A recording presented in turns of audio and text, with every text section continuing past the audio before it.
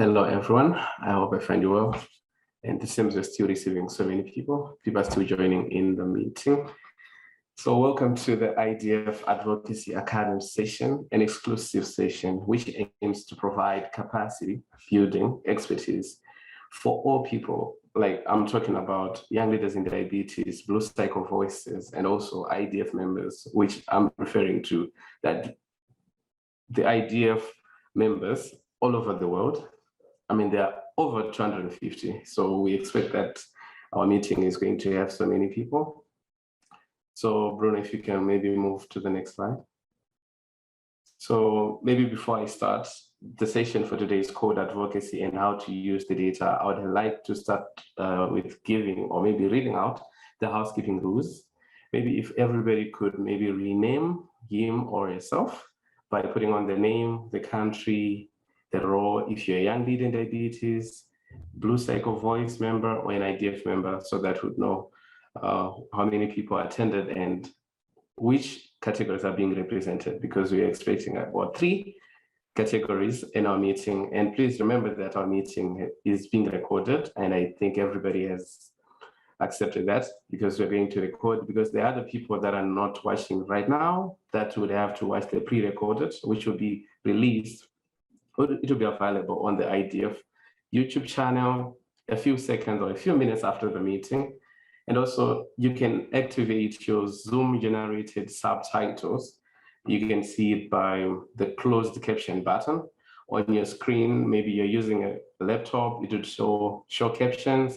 And if you're using a mobile phone, but you'd see it on the bottom of your Zoom window. So please note that these subtitles, maybe they're already appearing on your screen, they will not be 100%, you should be warned. And please use the chat function to share the questions to the speakers. Whenever someone is speaking about that advocacy, when we're going to have so many people speaking, just so you don't forget, you might need to just share your questions, and then would have to check them again during the question and answer or the Q&A to ask your question, and we might even ask you to raise your hand. And yeah, the recording slides and everything else will be available. So Bruno, if you can move to the next slide. So we'll start with the first pool, because we want to collect as much data as we can. And we hope that everybody's going to participate. If we can have the first pool, Bruno.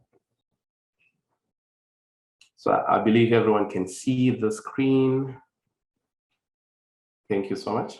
We're expecting that everybody in this meeting is going to participate on this one.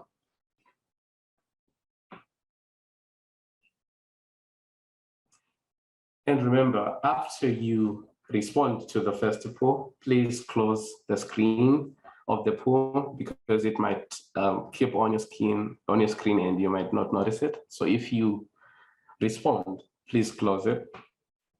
Thank you. And I hope it's not too much for you.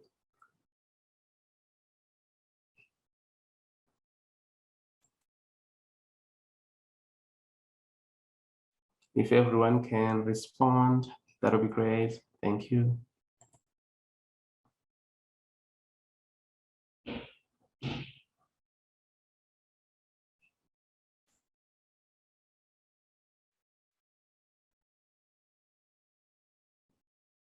And if you are facing any challenges or any difficulties, maybe share in this chat. Our colleagues will also take care of that, and we'll see how best we can address it. So I'm seeing that 73% of the participants here have responded. So which means we still have other people who haven't yet responded. I don't know if they're still trying to figure out which region they belong to. And I think this one is going to be the easiest. Thank you. Awesome. Right, so for the sake of our time, allow me to just give you a brief background to say like what the IDF Advocacy Academy means. So the IDF Advocacy Academy, it's something that is bringing tools and resources to empower diabetes advocates. It is the IDF split that these resources are used to put the compelling diabetes case to the police members and to convince them to take action. So the IDF advocacy team, which consists of Bruno, Bear, and Days, they're going to be organizing these capacity building sessions on a variety of topics. The first one, it was on project planning and implementation. And today we're focusing on advocacy and how to use the data. So these sessions are really mostly or targeting the IDF members, Blue Cycle Voices, and young leaders in diabetes, which I hope everyone is part of these categories. So thank you so much. And if we can move to the next slide. So without further ado, allow me to introduce to you our speakers for these category or this. I mean, we are moving on to the next session that is very important. And we're going to have Bear and Bruno sharing to us like what advocacy is and what it is not. So, and I will leave the floor to Bruno and Bear. Over to you. Hello, Tino, and great to see many people online. Yeah, I have been seeing on the previous survey that we have people from almost all of the IDF regions. I think we're only missing Western Pacific. I think it may be too late for them, and also South and Central America, and I think it may be too early for them. We're actually changing the times of these sessions just to try to accommodate people live as much as possible, but as you know, this session will be at the IDF YouTube channel very soon. So, well, I think most of you know me already. I'm Beatriz, and I'm the IDF Advocacy Manager, and I'm here with my colleague Bruno. Thank you, Bear. It's always a pleasure to be here with so many dear people. And what we are trying to do today, and we hope we succeed, is using a different format of our Advocacy Academy capacity building sessions on making this as more interactive as possible. So we kindly invite everyone after this session to answer the survey and provide feedback so we can always improve to guarantee that you are happy, you are satisfied, and we are able to match your expectations. So without further ado, I would like to run another poll to check your knowledge regarding advocacy. So I would like to know if you think you know what is advocacy. So if you could please vote, I would much appreciate that. So yeah, we wanted to start with this question because, I mean, Bruno and I have been working on advocacy on the IDF advocacy team for a few years now, and we have realized that a lot of people actually use advocacy for activities that are not always advocacy. So actually, we're going to focus the next few minutes on trying to explain what is the difference between advocacy and things that are not advocacy, and also how you can integrate advocacy components to other type of projects. Looks like everyone knows what is advocacy, right, Bruno? Yeah, we are still waiting for another 10 people to vote. Please don't be shy.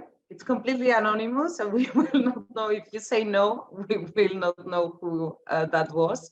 And it's completely fine, right? That's the idea of this session. That's the point of this session. Okay, so since I think some people are shy, I'm just gonna... Great. I hope there's no change after the end of the session. So that's it. Let's share the result for everyone. So we had 14 people voted. From those, 13 said that they know. Yes, they know what advocacy is, and one person said that she or he doesn't know. So the next question that I would like to ask you.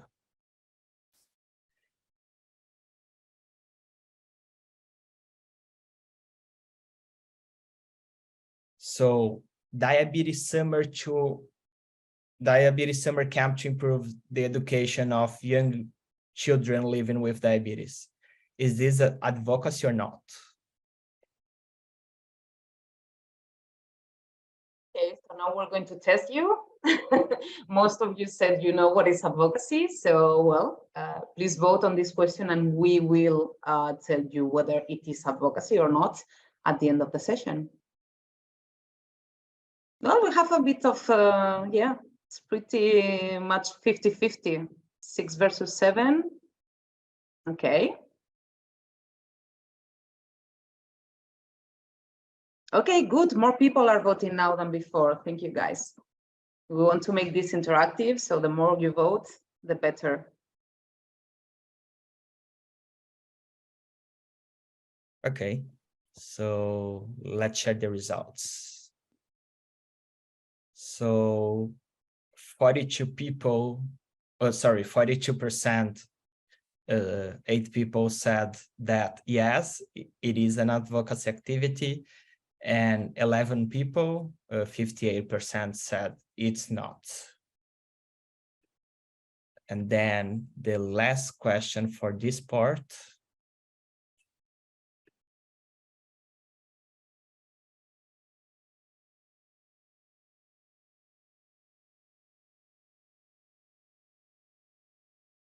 Diabetes screening campaign during the Diabetes Awareness Month. Is this advocacy or not?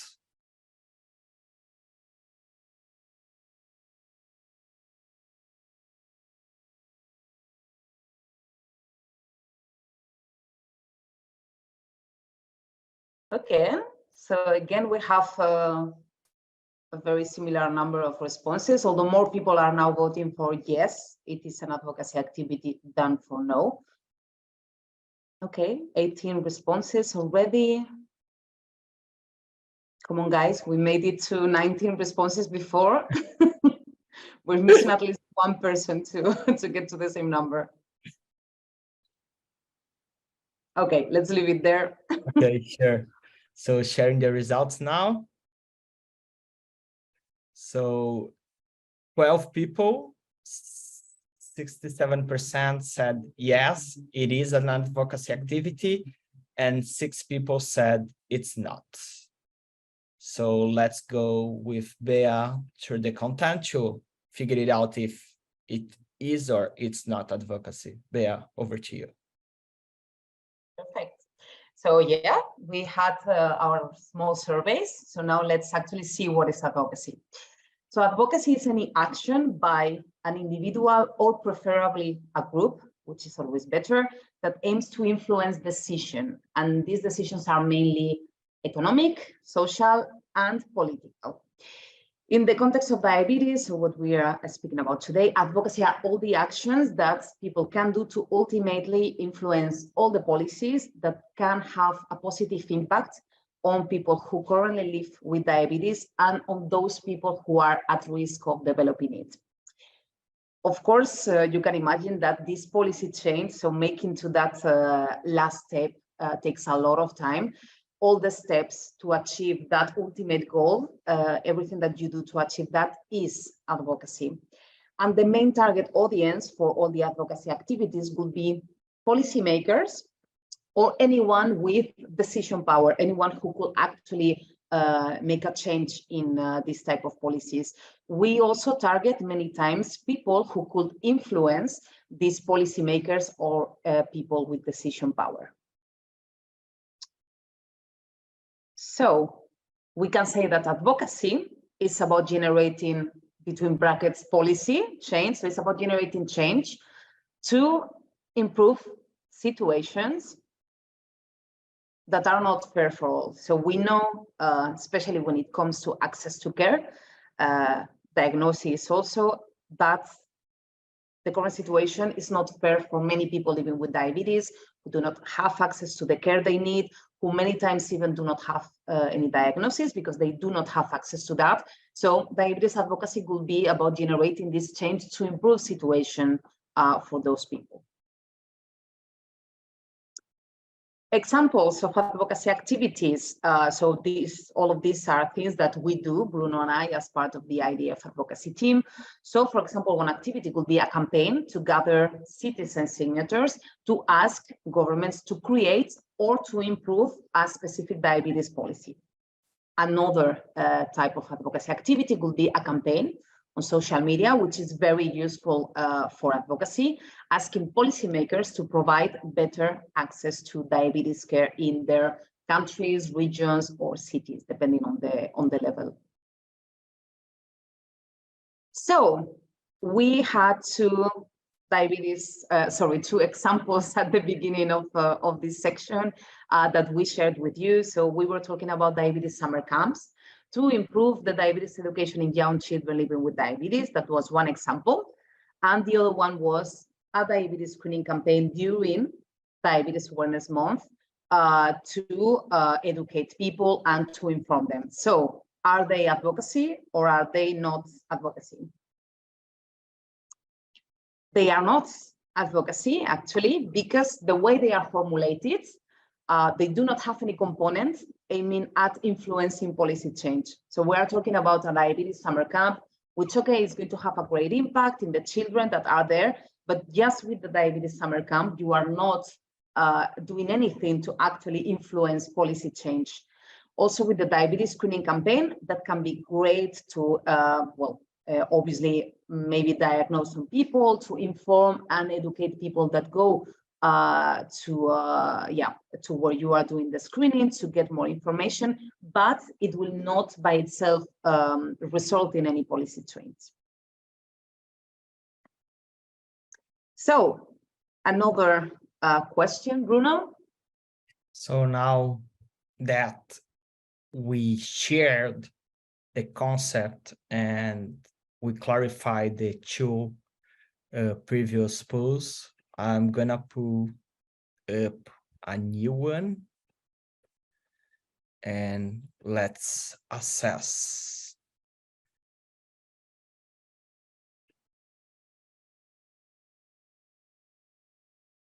So in this pool, we have 4 different examples that you need to answer if it's advocacy or not. So I'm not gonna read them, you just read the 4 examples and vote yes or no for each of them, please.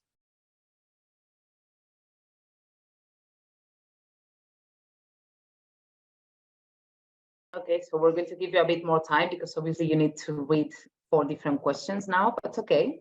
6 people have already voted.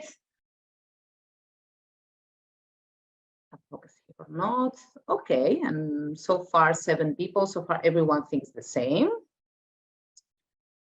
Okay, good. 10 people.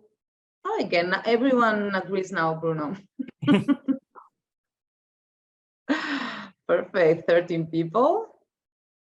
Good.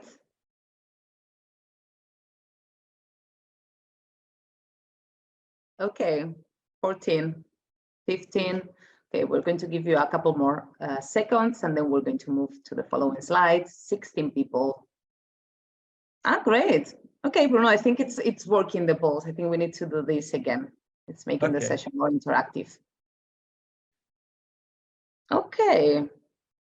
Next time, let's play some songs there, like trivia song. Okay, so we're still missing 3 people. Do you think that, 20, nice, 20. Out of 20, sure. Perfect. Okay.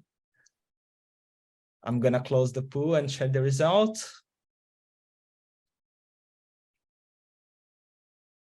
So we have the first, so I'm gonna read out loud the example and so meeting your mayor to request the implementation of local diabetes education groups. Yes, 100%. So 20 people voted that yes, this is an advocacy activity. Social media together citizens' signature asking the government to improve access to diabetes supplies. Again, 100% said answer yes, it is an advocacy activity. Youth camp to train children on how to monitor their diabetes. Again, 100%, 20 people said no, is not an advocacy activity. And on the last one, there was one person that said that event to screen for type 2 diabetes cases and diabetes-related complications and to share diabetes education with attendees. Yeah, it is an advocacy activity, and 19 people said it's not. So Bea, over to you, so you can comment on this. So yeah, I mean, very clearly you have guessed almost everything. So the first two questions, the first two examples were actually advocacy activities, because while you're meeting with a policymaker to ask for local diabetes education groups. It doesn't need to be a policy, because you need to start from something small, but you can start by asking someone to set local diabetes education groups, or some small things that is going to make the life of people with diabetes better. That is advocacy. The same as the second example, because actually it's about asking the government to improve access to whatever, in this case, diabetes supplies, but it could have been to anything else regarding diabetes. The third example, again, we're talking about youth camps to train children on how to monitor their diabetes. So again, by itself, this is not an advocacy activity. And for the fourth example, in which we had one person that had said yes and the rest no, it is not an advocacy activity. So we're talking about an event to screen for type 2 diabetes and to share education with the attendees. So by itself, this is not going to generate any policy change. So we do not consider this as an advocacy activity. But it's normally very easy to add advocacy components to awareness or education activities. So for example, the example that we had about a youth camp to train children on how to monitor the diabetes. One thing that you can do is to survey the children before the camp and after the camp to actually track the positive impact that the education that you provided during the camp had in their diabetes management.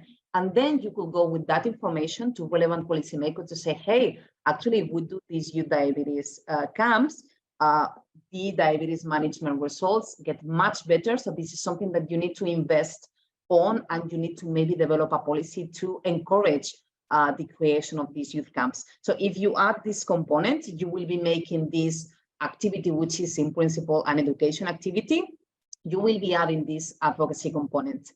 And then the second example that we had was this event to screen for type 2 diabetes. You can invite policymakers to the event, and you are already making it advocacy by inviting people that could actually have an impact in policy development. And also one thing that you can do is to request a meeting after this event with policymakers to share all the highlights from this event. So how many new cases of diabetes or complications you identified, and also to ask them to act from their side to improve the prevention of type 2 diabetes and also the screening for type 2 diabetes and its complications. And finally, which activities are more important? It really doesn't matter. So many of you ask us, okay, what should I choose for my project, especially the young leaders in diabetes, because all of you need to be working on one. It's up to you. All activities and all the projects are important. And it's very important that for any project that you do, you choose a topic that is interesting for you. Otherwise, it's going to be very frustrating to be working on something that you don't really like. So we really recommend you to choose whatever really is important for you.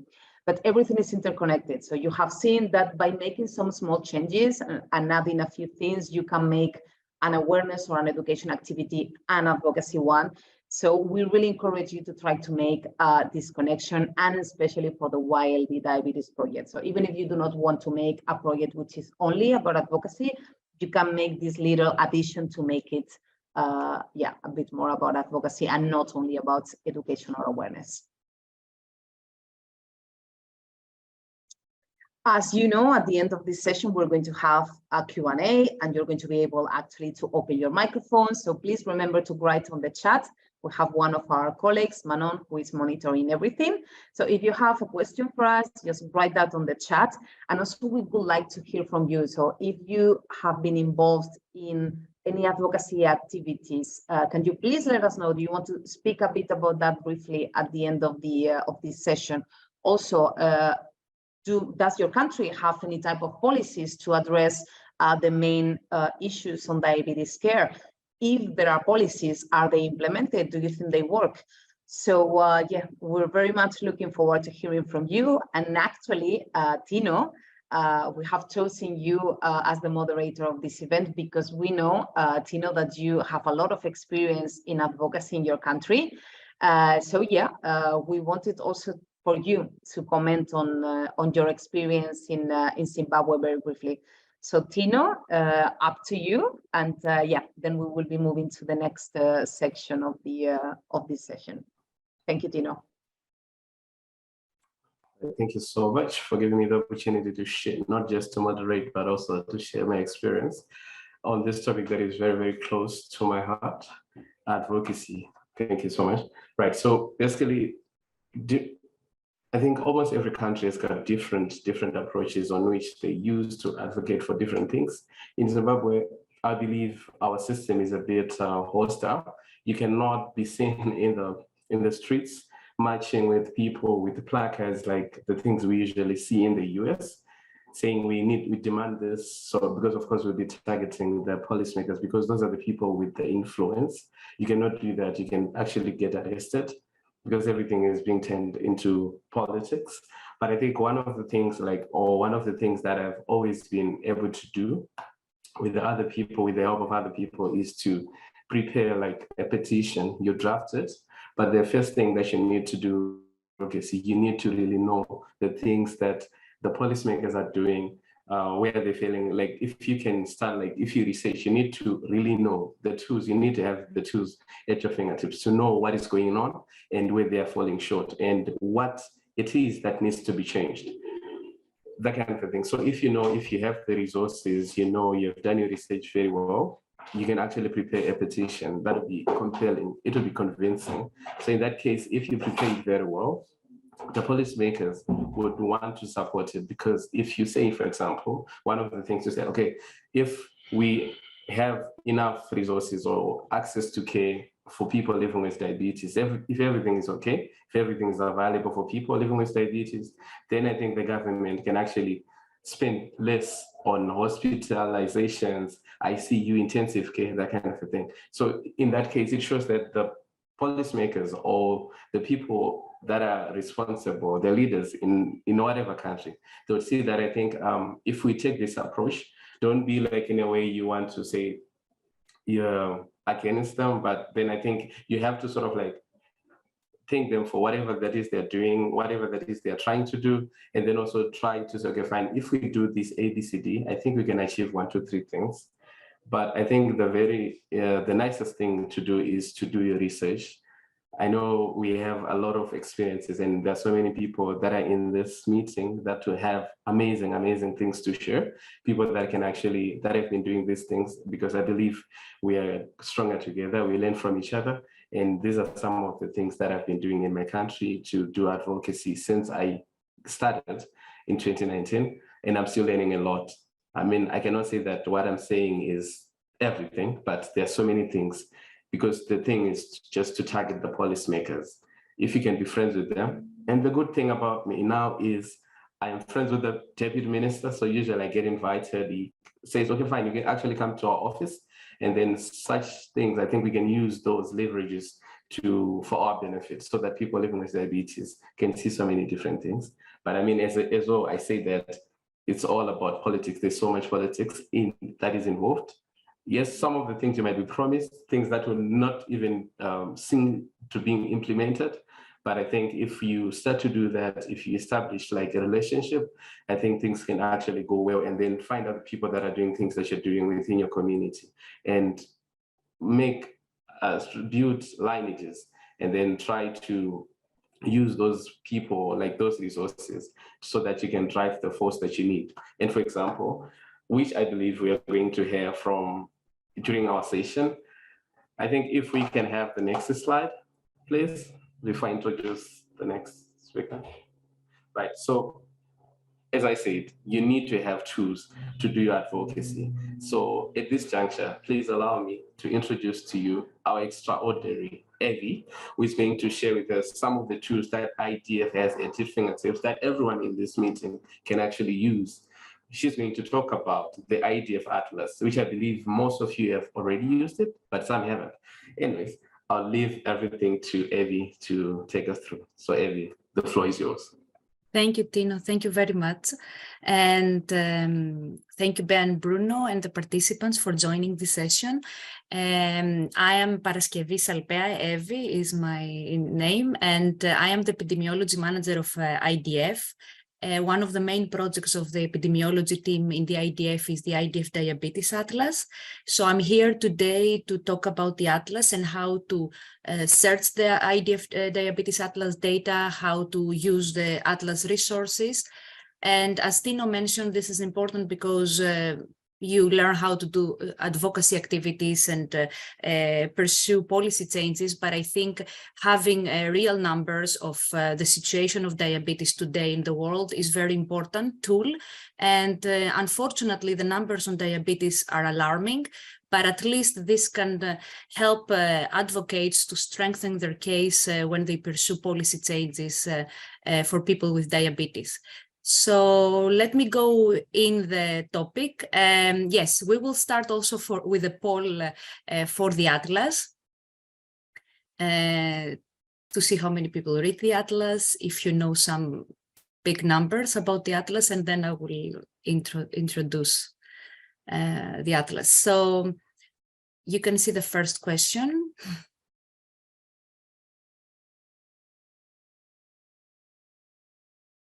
Have you read the Atlas? It's doing well. I'm happy that more than 75% have read the Atlas, so that makes my presentation easier.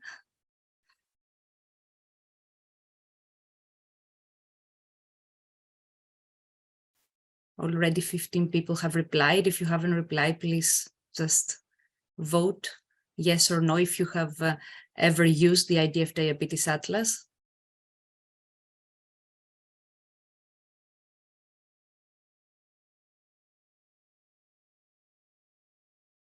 I think it's stable. It's like more than 75%, 3 out of 4. So I think it's good.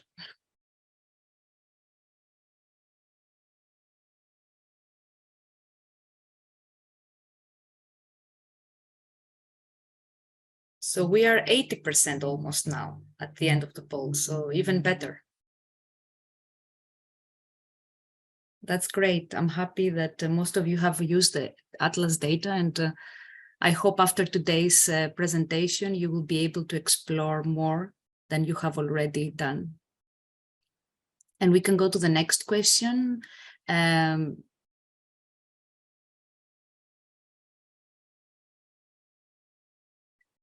So the next is to test a little bit your knowledge on the data. It's how many people in the world have diabetes. So feel free to take the poll. There's many choices here.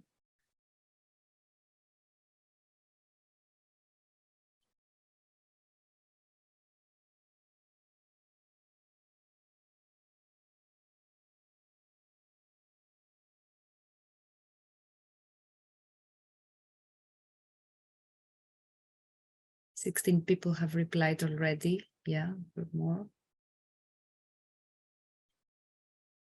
We are not far from the truth, I see here. It's doing well.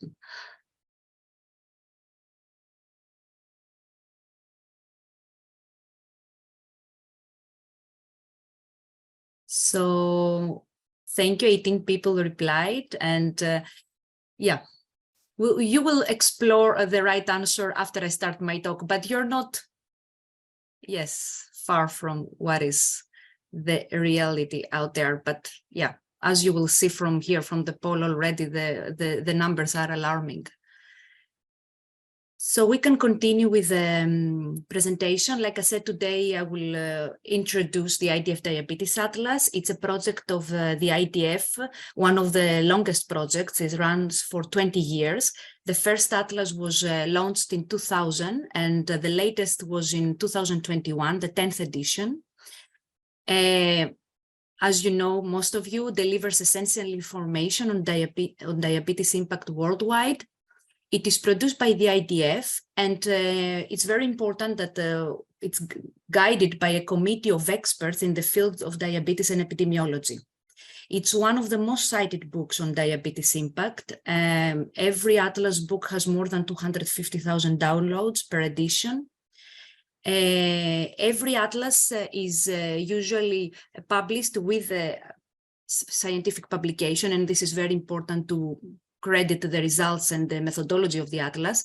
And every publication gets more than 4,000 citations, which is a very high citation rate for scientific publication. And very important, all these are freely available online. So this information is out there, and you can download all of the resources for free. So we can go next. I know it's difficult to remember, but I just wanted to list what is in the IDF Diabetes Atlas. Probably you already know some of them. Of course, how many people in the world have diabetes prevalence. We give that on a global, regional, per country. Also, we have this data for between urban, rural for comparison, male, female. And we also do projections in the future. So we project the numbers to 2030 and 2045. So how is the situation looks right now, but how it will look in the future. How many people are unaware of their condition, undiagnosed diabetes? How many new cases of diabetes we have every year, diabetes incidence? Of course, we give the numbers to other indicators such as specific type 1 diabetes in children, adolescents, and recently adult onset type 1 diabetes. Of course, we give the numbers of pre-diabetes, what we are in the IDF describe as impaired glucose tolerance and impaired fasting glucose.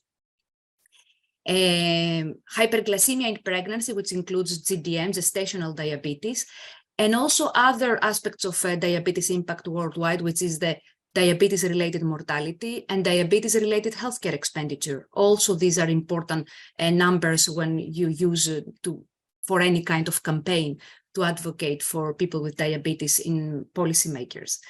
In every Atlas edition, we also have some related topics.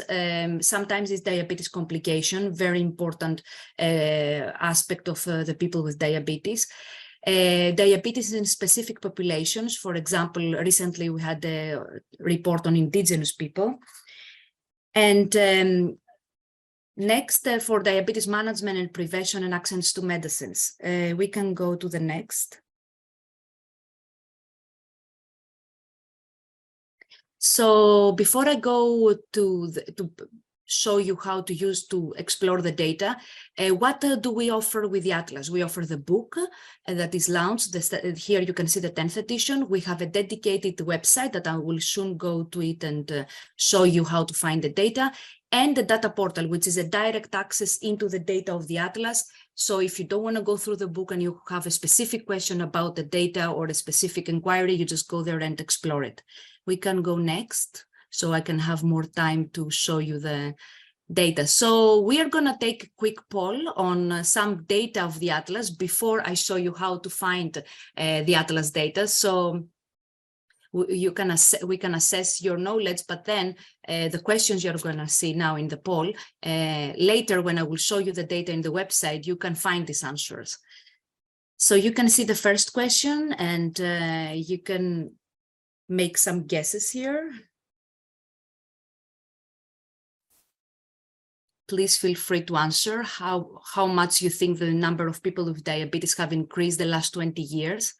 That's a good thing, because Atlas is a project that runs for 20 years. So now we can use the numbers from every edition and see the trend. So how this situation have evolved. So let's say from the first edition, where we are today, 20 years later, how many more people have diabetes?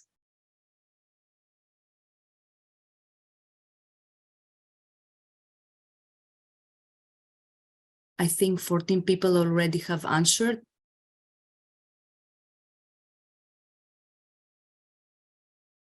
We can maybe move to the next question.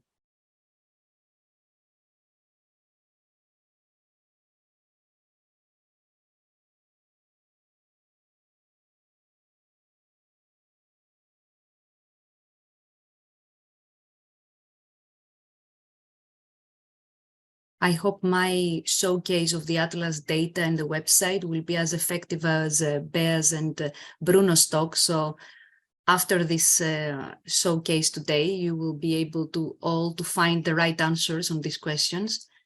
The next is just a statement, if it's which statement is false or from the following, and this is more to see if you are aware of what kind of data we give in the Atlas, like the list that I just gave you before.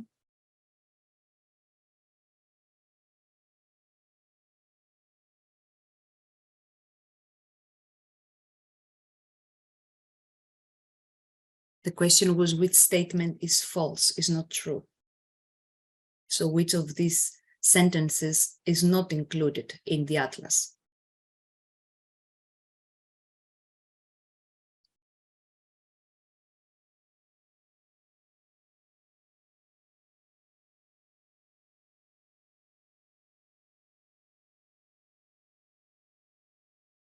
So we have 16 people already replied.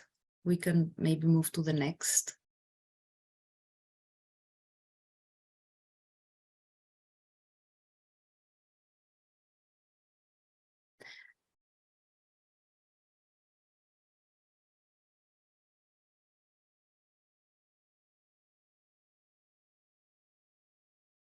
So when I will present you the data shortly, I will give you the answers to those questions while I'm showing the data.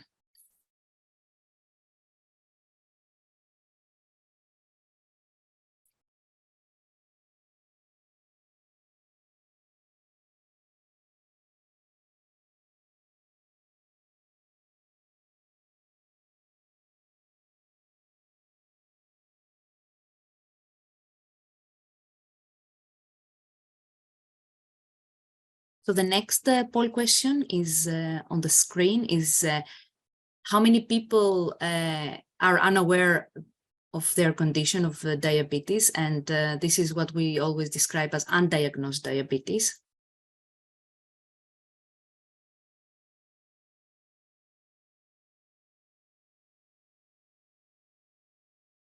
Of course, these numbers also vary by region, so always can be different from region to region. This is for global numbers. So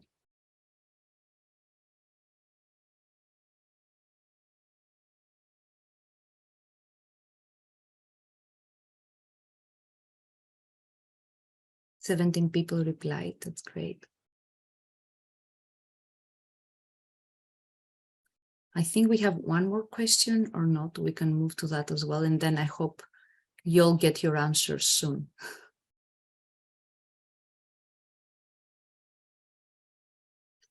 So before I go into the Atlas, I just wanted briefly to show you some examples of how the data look in the Atlas book, or if you go to the presentation or to the other resources. Here is, for example, a graph that we have in the Atlas that shows the trend, how the number of people of diabetes have increased the last 20 years. So on the left, we see 151 million people on the first edition of the Atlas in 2000. And this was one of the questions. Today, we have more than 500 million, 537 million. So in 20 years, we had the number of people with diabetes more than tripled. Like I said, these are alarming numbers. This is very unfortunate for the diabetes impact worldwide, but at least these numbers can help, strengthen your advocacy campaign. So the numbers are so alarming that, you can turn heads there when you address to policymakers. Here is on the right side a map that you can see how the number of the prevalence, the proportion of people with diabetes is distributed around the world. So these are some examples of how the data look. So maybe we can go next and go into the data. You will see also this as well when I will show you the showcase, but this is another thing that we offer in the Atlas. We also offer key messages. So you can just go to the website, go to the resources, and find key messages that you can use on your campaigns. For example, 1 in 10 people in the world have diabetes. 1 in 2, that was also a question, are unaware of their condition. They don't know they have diabetes. 1 in 6 births, live births, are affected by gestational diabetes. More than 11% of global health expenditure is spent on diabetes. So these are key messages that you can find in the Atlas resources and use for your activities and campaigns. So I think now we can go and I can share my screen and try to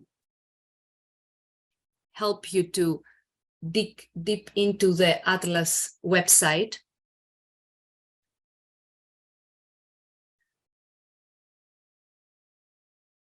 So you can see my screen. So this is the dedicated website to the Diabetes Atlas, diabetesatlas.org.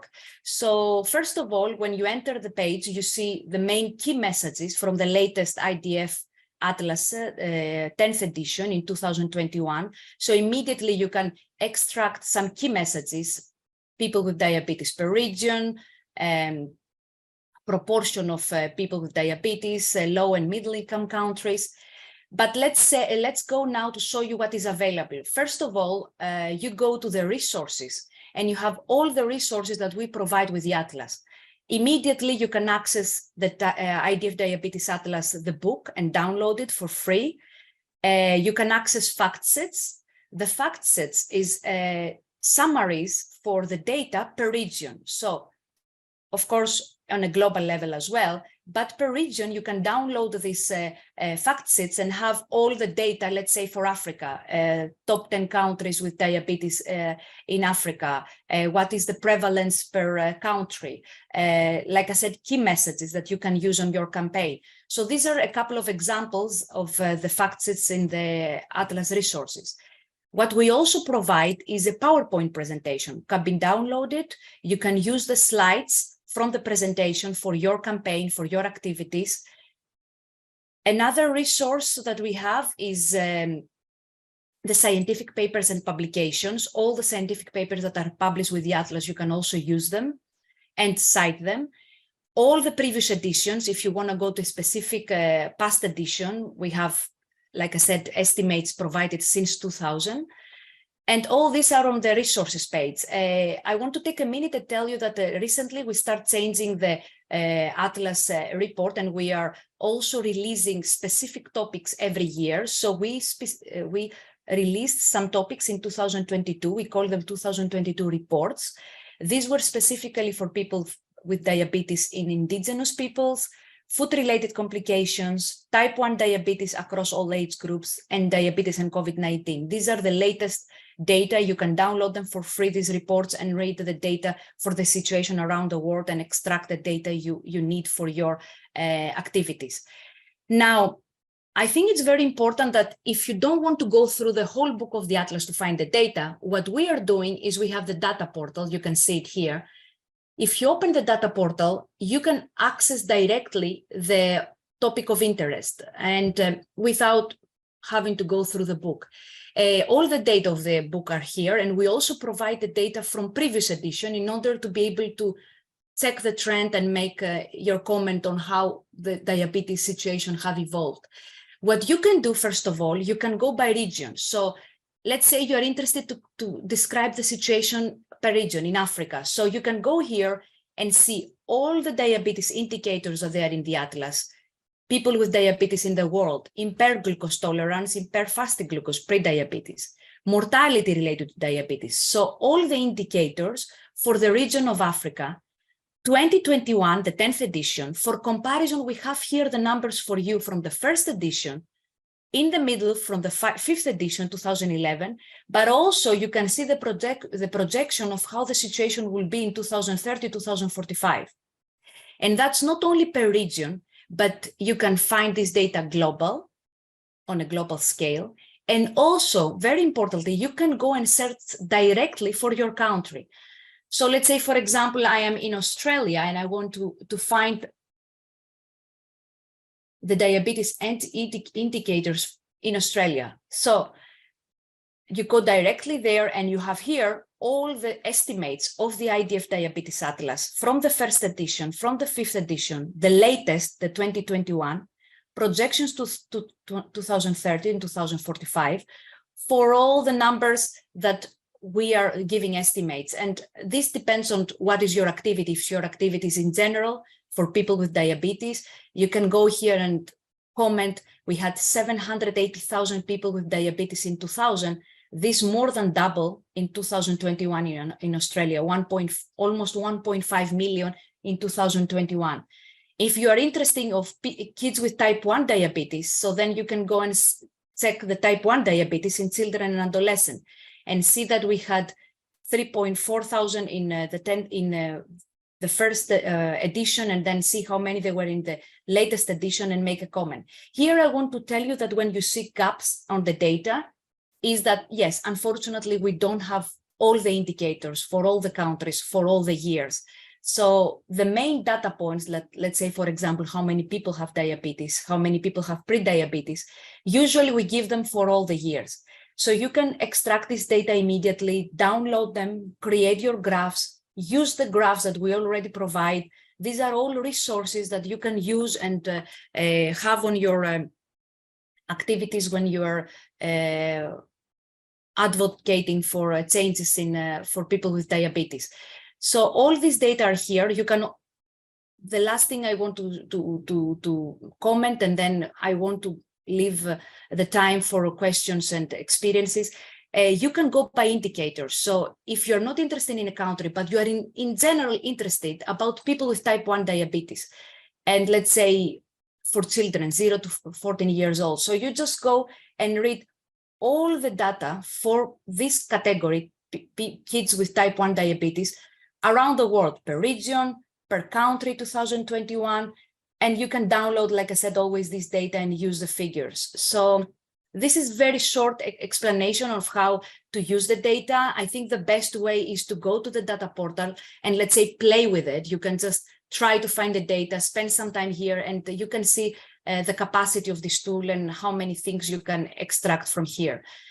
Before I close, I want to tell you that in the main Atlas website, you can find any questions that you might have. You can find the contact information. At the end of the Atlas, you can see webpage atlas@idf.org. And if you have any questions, send them to us. We reply to all the emails. And actually, we are happy to take your questions and address them as much as possible, or provide you as well with the data to help you on any kind of activities that you are working on. So I want to stop here and leave the rest of the time for questions and discussions. So Tino, is to you.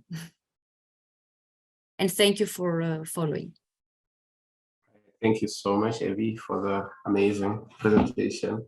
And I believe, everybody, please be reminded that this session was recorded, and you can even go and rewatch in case you missed some of the details.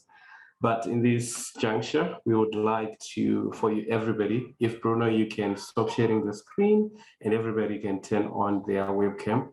It always gives some authenticity when you're seeing you discussing, sharing your ideas, your points, commenting, asking questions. Yeah, but we also love for you to share your experiences on this advocacy, because I believe so many of us here in this meeting have had some amazing things that they've done within their own communities. So if you'd like to share your screen, to share your webcam, please turn on your webcam, but remain on mute, unless if you are asked to share your points. I'm only seeing a few videos. Thank you. Amazing faces, familiar faces, which is great. Right, so we had so many other people who shared their own experiences, and we have those questions, and we would like to invite some of you to share them live so that people can see you sharing it. And also maybe there are other people who would like to share. We only have about 30 minutes to do so. You can even raise your hand. We will take you, provided the time is still available. So to start with, I will just have to go and share, I think that was Anita. You had a question on yes, the glucose strips. We once shared so much about it, but we would like to hear more about it. So if you could share with us. Thank you. Over to you. Yeah, so we are currently working on glucose strips coverage through our national insurance in the country. Currently, our national insurance covered for our insulin, lab works, and medical consultation, but not glucose strips. We're working on it, but when we've collaborated already with the community, and we are asking for a schedule from the parliament. And a few weeks back, there's some party approached us and asked us to postpone the plan because they said that they want to carry our plan in the next presidential election. So the question is, should I postpone it or should I still move forward? Okay, I'm happy to take that one. I think if there are going to be elections soon, it's actually the perfect moment for advocacy because policymakers are going to be very happy to speak with you, either because they are going to be elected again and they want to actually get to there, or because they want to be elected for the first time. So this is a great occasion for you to be reaching to all the different political parties that could be in the government to present your campaign and what you want to do. So Evie was just explaining how you can find information about diabetes prevalence, numbers, expenditure, etc. in your country. You can actually take all that information and go to all different political parties and tell them, look, this is the situation.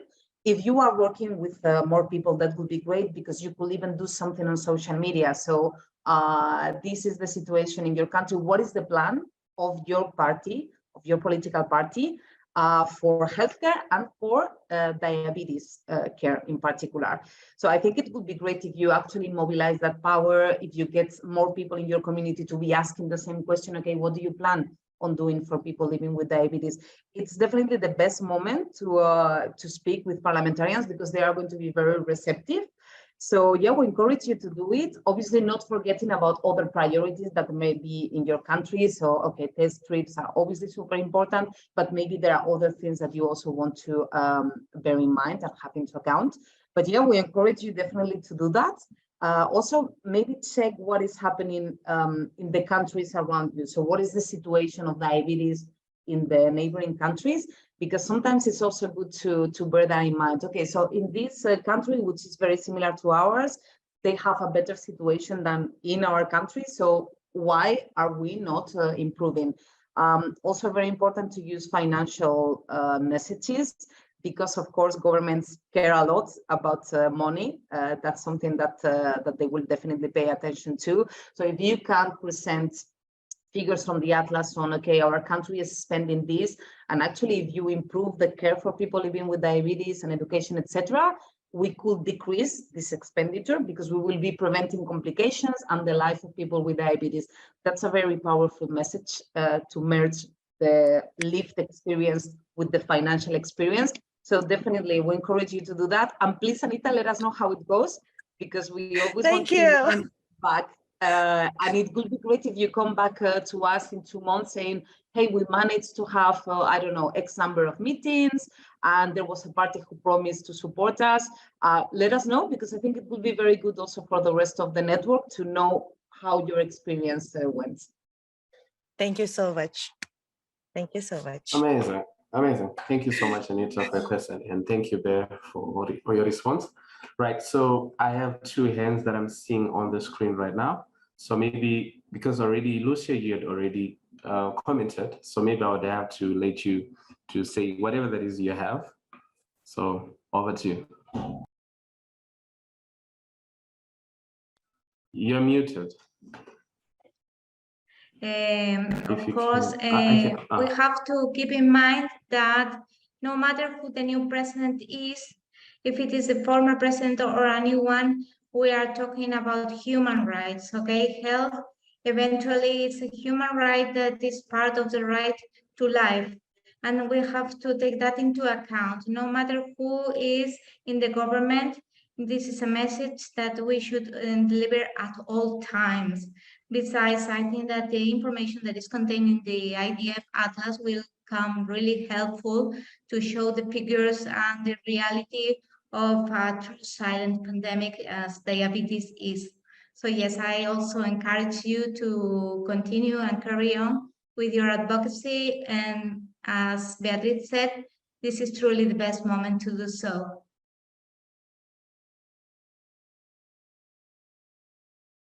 Thank you so much. I think for the next question, before I take another hand up, I would like to maybe give this for the people that had shared their questions on the chat, which encouraged you at the first of the meeting. So I think this one is directed to Evie. So I'm just going to read those two questions to you so that you can respond. So the first question was from Christian. He said that are there any statistics on diabetes complications per region in the Diabetes Atlas? And another question from Etienne, the question was, there is an issue to interpret the Atlas. We need to know, we need more training. How should you help us?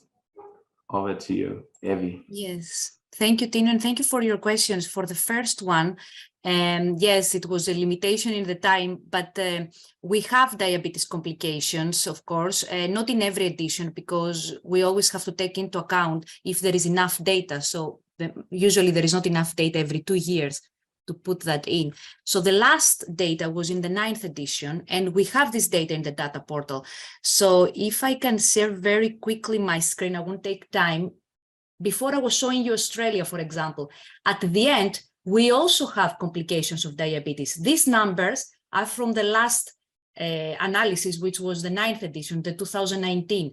So going here in the country that you're interested in, like I showed you at the beginning, at the end, if there is available data on complications, we give the numbers. So Atlas is all about epidemiology and numbers. So, sorry, I haven't said. So you can see here at the end of my screen, where I show you Australia a couple of minutes ago, at the end, you see complications of diabetes. So you can also find those data there. Whenever, of course, they are available, they're not always available. So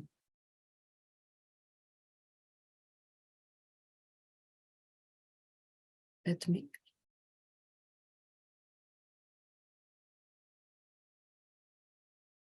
stop sharing my screen.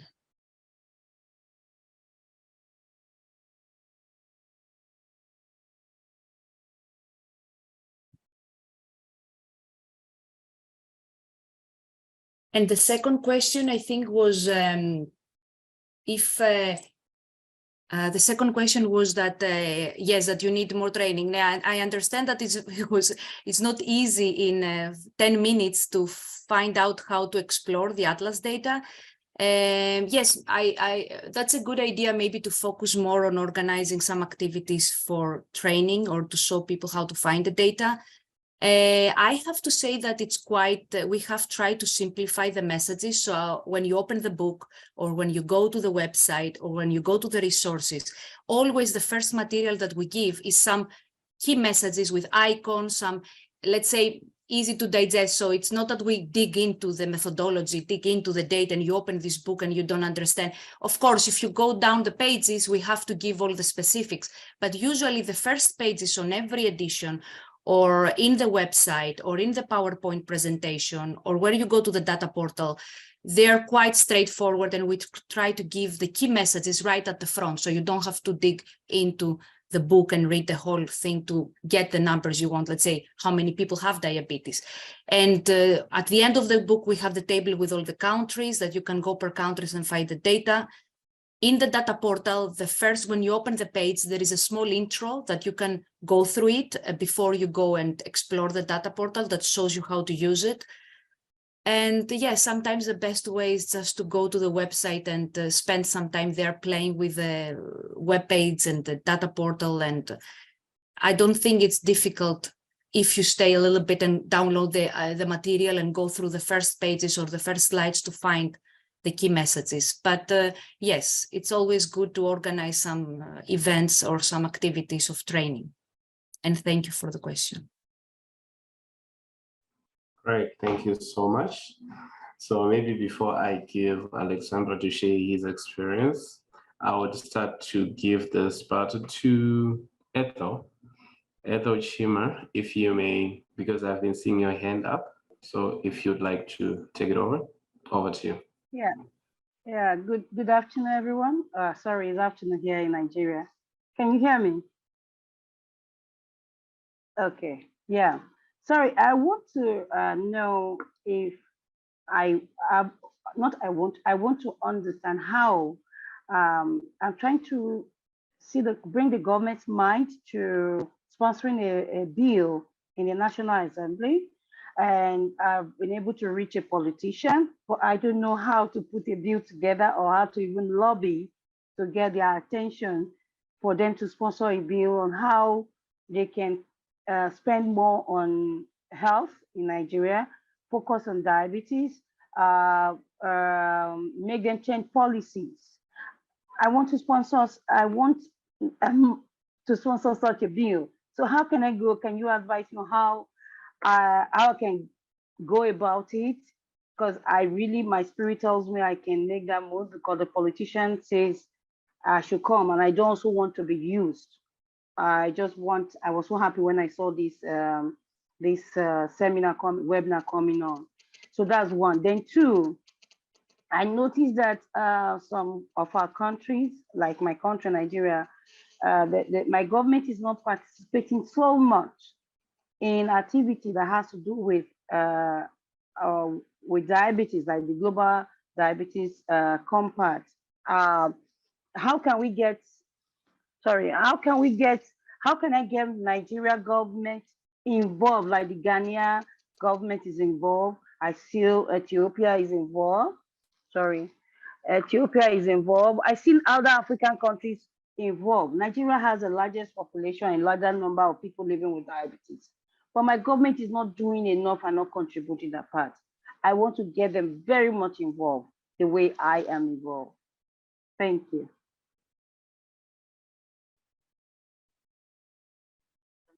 Did you hear me? Yeah, thank you. Very nice to see you in this call. Yeah, I mean, I would like to respond to those, and I think both of the questions are very related, and probably the answer is the same to both of them. So you were talking about a bill at the National Assembly. So that's quite an ambitious goal. So you need to start small. You cannot really start by proposing that. So you need to start with smaller steps. And I'm thinking, yeah, probably the best thing that you can do at the moment. And I don't know if there will be also national elections anytime soon, because if there will be elections, you can start preparing for that and do what we have suggested Anita to do in her country. So when there are elections coming, it's really a great moment because policymakers are very, very receptive to meeting with different groups and listening to different requests. So that would be a great moment. In the meantime, until there are elections in your country, I really recommend you to do some research on which policymakers from your country, which parliamentarians can be sympathetic to the diabetes cause, let's say. So which of them are more interested in health? Is any of them living with diabetes? Because if you have a parliamentarian that is living with diabetes, that person is definitely going to listen more to you because they already share your struggles, they know the issues, and probably they know that the country is not doing enough. So if you can bring on board at least one parliamentarian living with diabetes, and I'm sure that there will be one parliamentarian living with diabetes because Nigeria is a big country. So I guess you have a big chamber with many policymakers in there. So I really recommend you to do that research. You do not need to do it on your own. You can actually, join your community. Maybe you know some of these parliamentarians somehow. So yeah, I think it's a very interesting thing that you can do as a group with your colleagues on your diabetes association. That's something that you can do together. We really recommend you to start just creating a link with one parliamentarian, with two, with three. If you start creating that, it can get bigger. Those people may have higher responsibilities at some point in an upcoming government. You can start slowly with that, but definitely you need an entry point into the parliament. And that entry point is a parliamentarian. So the moment you establish that connection, it's going to be much easier. And maybe in a few years' time, you are able to propose that bill But first you need to enter and you need to start speaking with parliamentarians. So we really recommend you that. You know that you have a lot of resources from IDF that you can use. We have a guide about how to use data for advocacy. There are a lot of tips that you can use in there, and definitely use the figures from the Atlas, because that's very important. And especially when speaking with policymakers, it's a pity that they do not listen that much to lived experience. Sometimes they pay more attention to the financial part. So let's use those numbers. We have them in the Atlas. Evi has shared them. So we are spending a lot on treating diabetes complications that we could prevent. So why are we doing that? And it's the same in every country. I do not think any single country really is an exception to that. So we really recommend that to you, to do that research. And if you have any question in the future, you know how to find us, and we will be very happy to give you more feedback then. Perfect. Thank you so much. And I hope that they've been answered. That's great.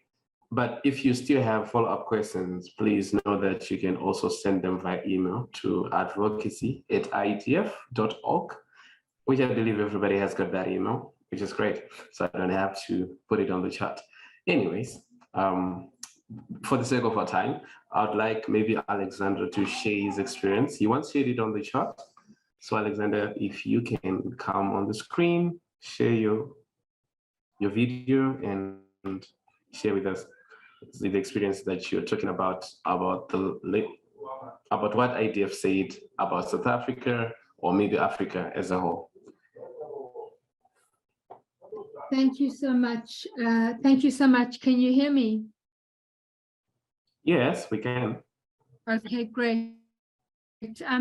Forgive me, I'm not going to put my camera on because in South Africa we have a monumental power crisis. So it means that I'm drawing on my own personal data to take part in this meeting, and I'm sure Kirsten, who's heads up our Diabetes Advocacy NGO in South Africa, would support what I'm saying around our power issue.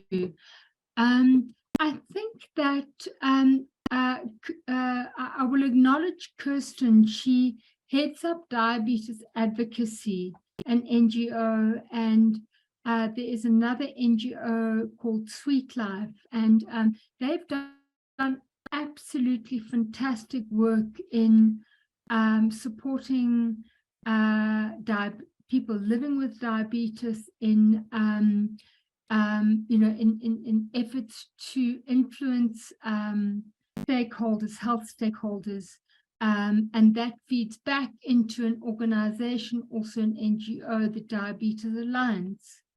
But my concern, as someone that's lived with diabetes since I was 5 years old, I tested my urine using a Bunsen burner in the 70s. So I've lived and I've walked the hard life of someone living with diabetes. I've got a friend who lives in a rural part of South Africa. He went to a clinic. He was diagnosed type 1 diabetic. He went to a rural clinic with a sore on his toe, and he was turned away and told to come back after Christmas. He was on the list for a below-the-knee amputation. I talked him through what he was entitled to and his rights. And to cut a long story short, he's had his toe amputated. He's had the front part of his foot cut off, but he still has his 2 legs. Now, my concern is that while so much is taking place in South Africa, as I said in my message, a lot of the efforts are around diabetes are grouped with overall non-communicable diseases. So where does one start? And this is a call and a question to you the International Diabetes Federation as the umbrella body, where does one start to try and prevent the experiences that my friend experienced? Because without my influence, he would have had his leg amputated below the knee. Where do we start? What can we do?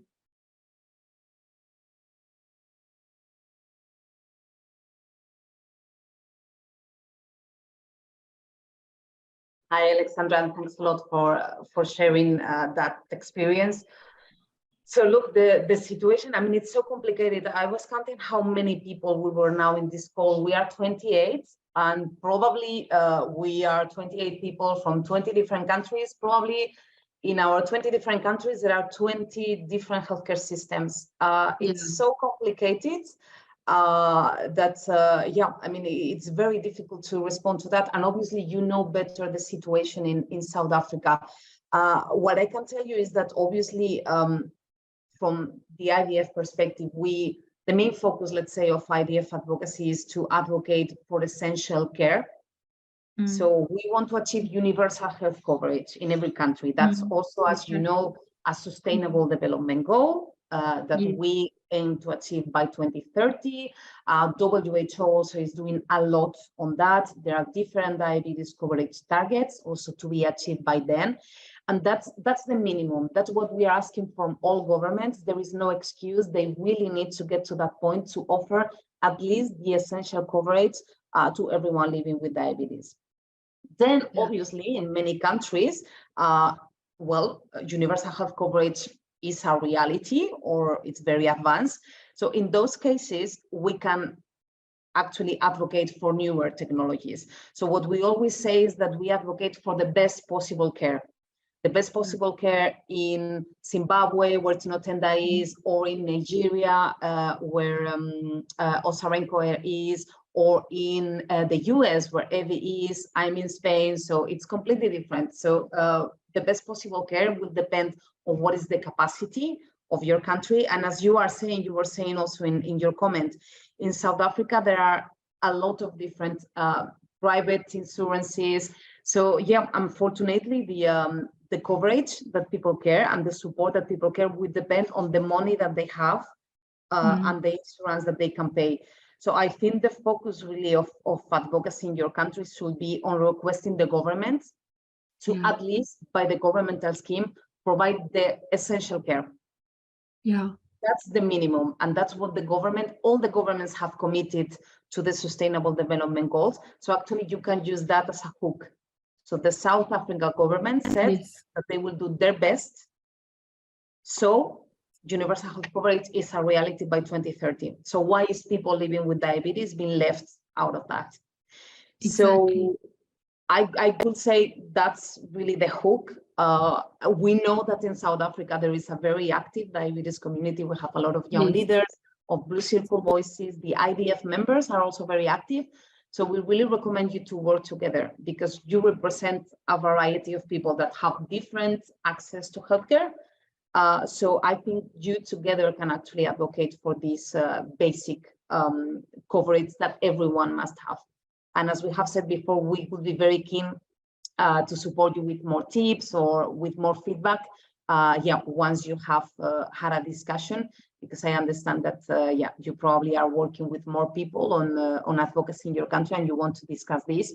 But yeah, we could really focus on that. I mean, you are not going to be able to achieve a lot with some private insurances. You really need to target the government. They are the ones who can change policy. So please target that.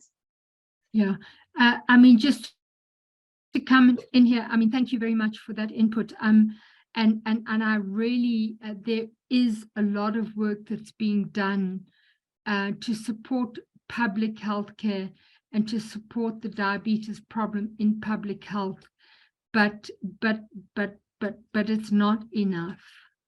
It's not enough. And my experience, and Kirsten, who's on this call from Diabetes Advocacy, she may or may not agree with me, but reaching into the public sector so that people with a sore on their foot are not turned away.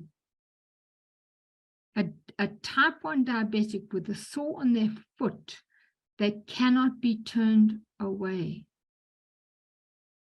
Yeah, we absolutely agree with you. And it's, I mean, one wonders how can that happen? And it looks that after COVID also, because of all the stress that all the health systems went through, it's even worse than before.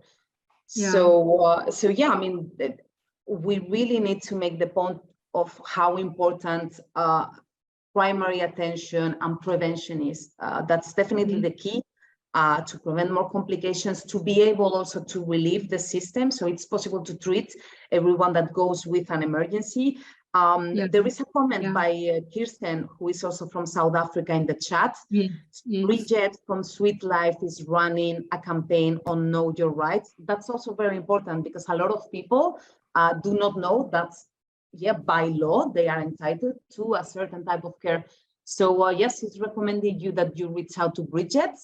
So yeah, we assume that you already have her contact details. If you don't, please reach out to us and we can definitely connect the two of you.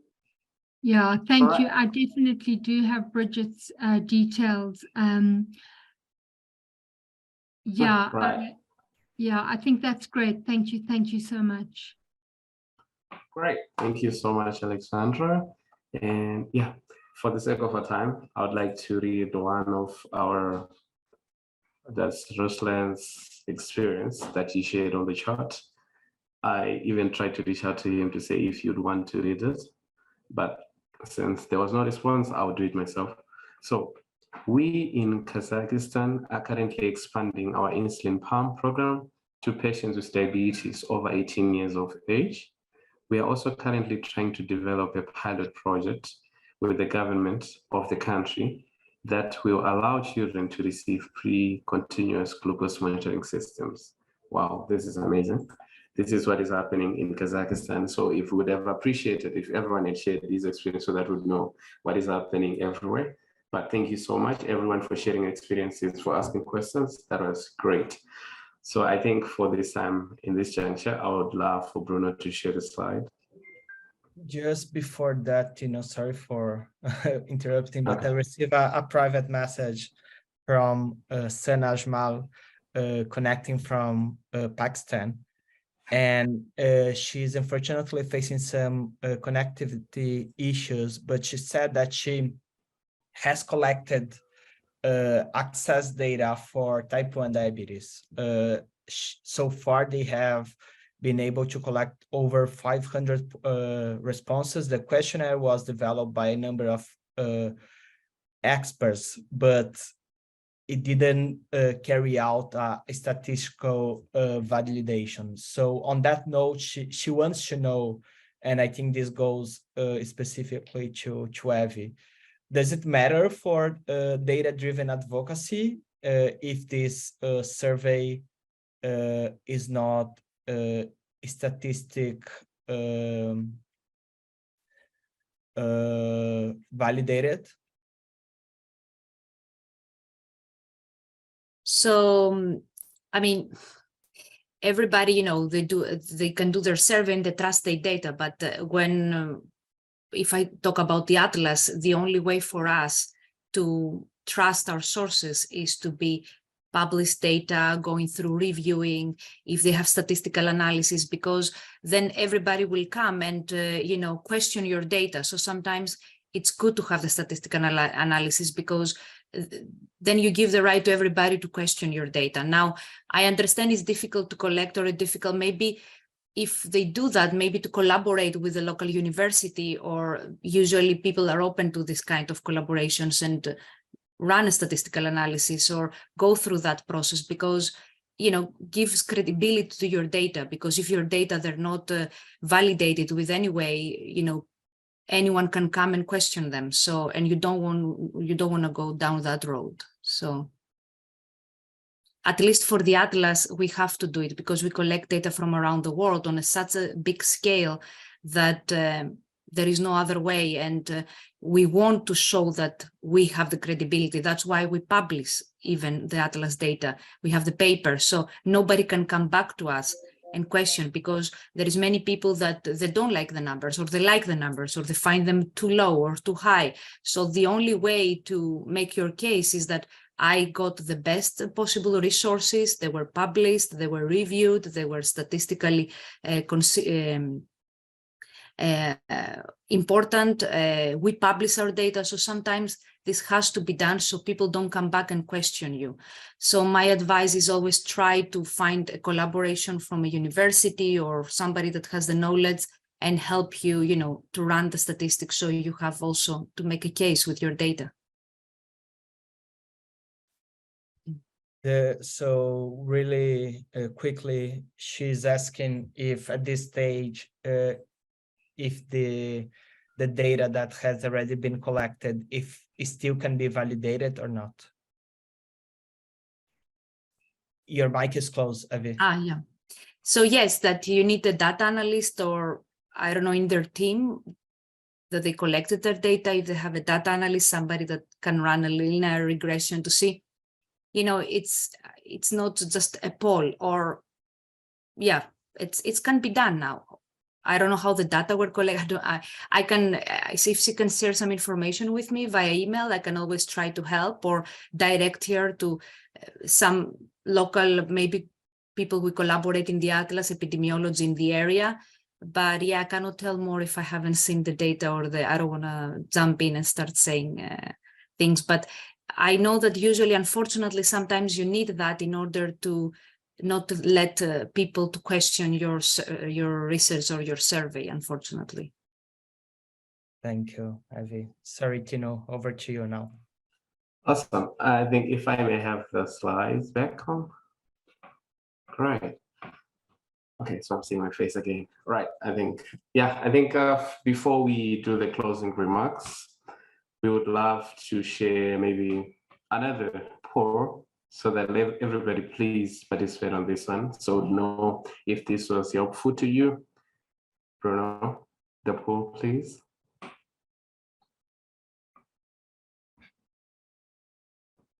So I don't know if I should read the question for you, but I think everybody can. Thank you. People already responded.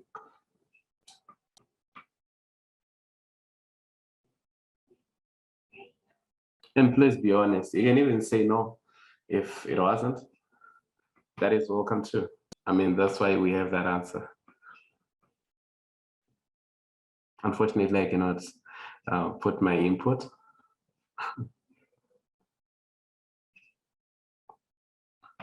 Thank you. We're having more. Oh, okay.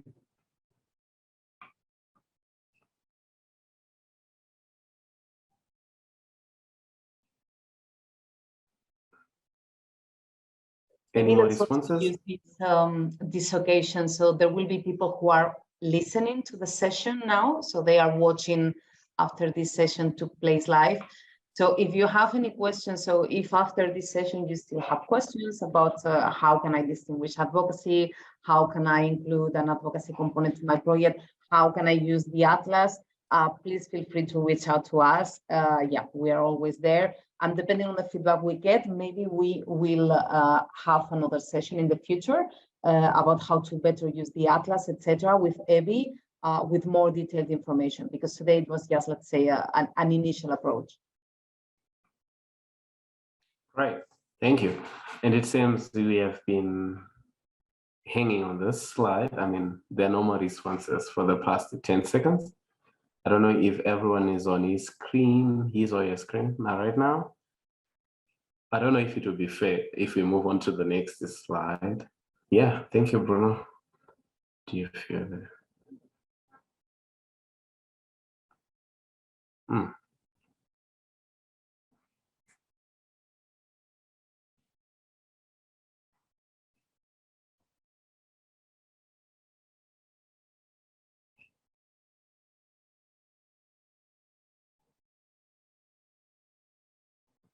Right, and this one seems to have had maybe one additional response. So people are back. Thank you so much. And maybe we could move on to the next. Oh, we had 2, which is great. Thank you so much, Bruno. If we can close these pools.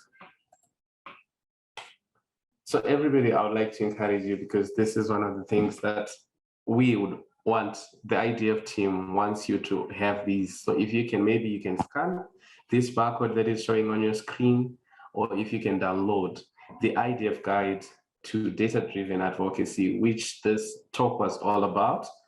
And I think you can get more facts from people sharing from their experiences, because I think it's a super packed resource.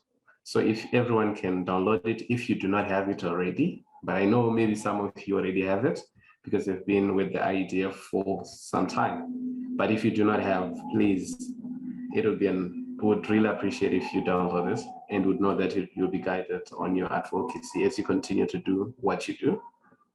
So I think we'll give it maybe more, yeah, okay. I think this is now, we have reached the end of our discussion, or should I say our exclusive session of IDF Advocacy Academy with young leaders in diabetes, Blue Cycle Voices, and IDF members who were part of this session, and also other people that were not able to attend. They would find this. Please tell them, remind them that they'll find the slide or maybe the recording on the IDF's YouTube channel. So the recording and the slides, they'll be shared with everybody who registered for this in a few days. And if you don't receive them, maybe in the next 10 days, this is according to me, in the next 10 days, please reach out to that advocacy via the email that is showing on your screen.